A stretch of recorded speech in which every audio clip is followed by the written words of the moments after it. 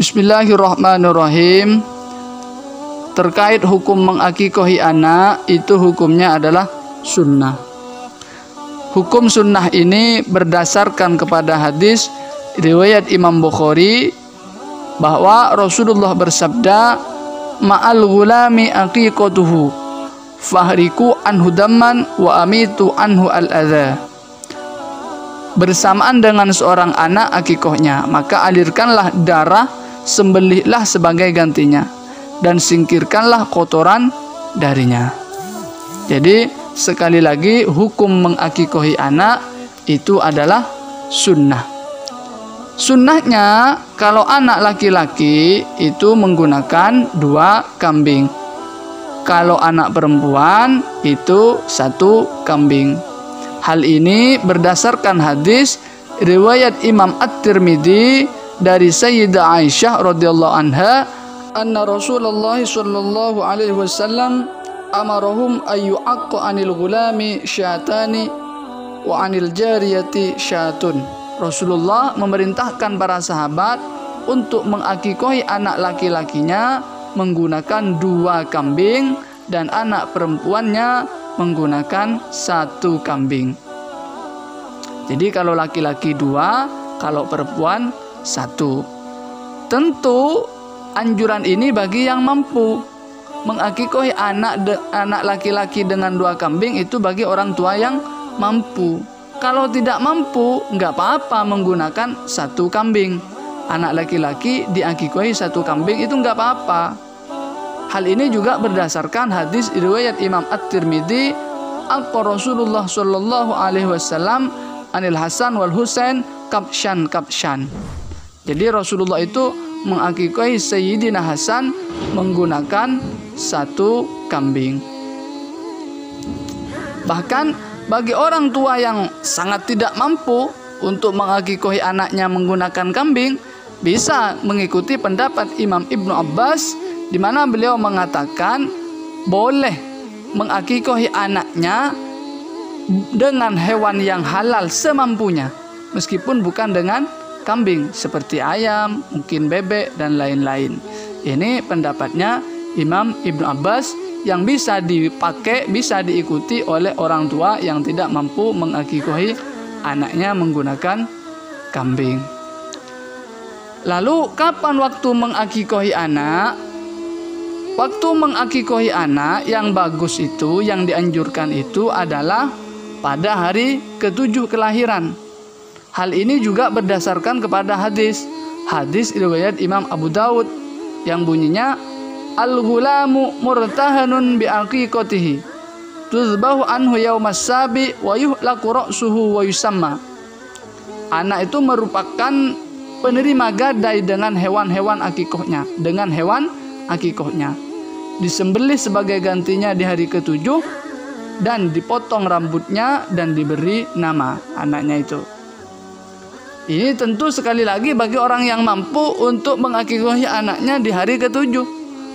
Kalau tidak mampu, semisal ya boleh saja untuk mengakikohi anaknya di hari-hari setelahnya, mungkin di hari ke-40, bahkan mungkin di usia ke-2 tahun. Maka kalau kita baca di dalam kitab Kifayatul Akhyar begini, wa qala ar-Rafi'i wa ghairuhu wa la tafutu bi fawatis sabi wa fil iddati wal hawi lil mawardi annaha ba'da sabi takunu qada'an wal mukhtaru alla yatajawaza biha an-nifasu fa in tajawazathu fayukhtaru alla yatajawaza biha ar-rada'u fa in tajawaza fayukhtaru alla yatajawaza biha sab'u sinina fa in tajawaza fayukhtaru alla yatajawaza biha al-bulugh fa in tajawazahu saqatat an ghairihi wa huwa al-mukhayyar. Jadi sebenarnya waktu mengakikohi anak itu dilaksanakan pada usia hari ke-7. Tetapi jika terlambat dari ketentuan itu, ya mungkin karena tidak mampu atau hal lain, maka para ulama terjadi perkhilafan. Menurut Imam Ar-Rafi'i, jika diakhirkan sampai balik, maka hukum akikoh itu sudah gugur. Jadi kalau anaknya sudah balik, tidak perlu diakikohi oleh orang tuanya karena anaknya sudah bisa mengakikohi dirinya sendiri. Menurut Imam Al-Mawardi dalam kitab Al-Hawi, jika melebihi dari 7 hari maka menjadi akikoh qadha. Tapi ini ada pendapat yang mukhtar, pendapat yang dipilih.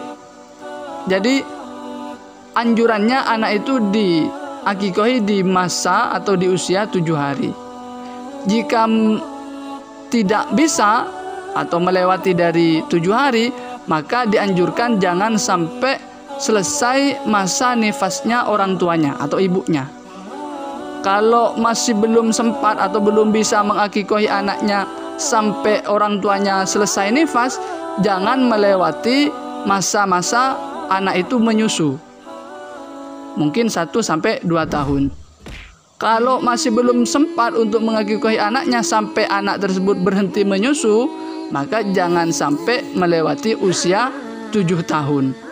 Kalau ternyata sampai usia 7 tahun orang tuanya masih belum sempat atau belum mampu, maka jangan melewati masa baligh.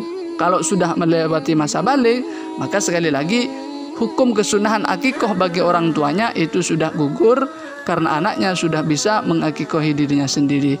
Intinya mengakikohi anak itu mulai dari usia 7 sampai baligh, sampai anaknya tersebut baligh. Mungkin baligh itu bisa dengan usia 15 tahun atau bisa dengan disebabkan mimpi basah, anaknya itu sudah mimpi basah, atau kalau perempuan haid. Yang terakhir, dan ini sangat penting saya kira, meskipun mengakikohi anak itu hukumnya adalah sunnah, tetapi ini sangat penting untuk dilakukan oleh orang tuanya. Karena anak yang tidak diakikoh oleh orang tuanya kelak tidak akan bisa memberikan syafaat, tidak akan memberikan pertolongan kepada orang tuanya. Keterangan ini bisa kita temukan dalam kitab I'anatut Thalibin, kullu gulamin murtahanun bi aqiqatihi al-hadis. Wa fassarahu Ahmadu wa ghairuhu bi anna man lam ya'uqqa alaihi lam yashfa' liwalidayhi. Wastahsanahu al-Khittabi faqala liman yarju syafa'ata waladihi ayya'iqu anhu walau ba'da mautihi. Jadi ada potongan hadis, setiap anak digadaikan pada akikohnya. Potongan hadis ini ditafsiri oleh Imam Ahmad dan beberapa imam yang lain. Setiap anak yang tidak diakikohi oleh orang tuanya, maka kelak tidak akan bisa memberikan pertolongan. Lah, pendapat ini dianggap hasan oleh Imam Al-Khittabi. Maka Imam Al-Khittabi berkata, bagi orang yang mengharapkan syafaat, mengharapkan pertolongan anaknya kelak, maka hendaknya dia mengakikohi anaknya. Wallahu a'lam bishawab.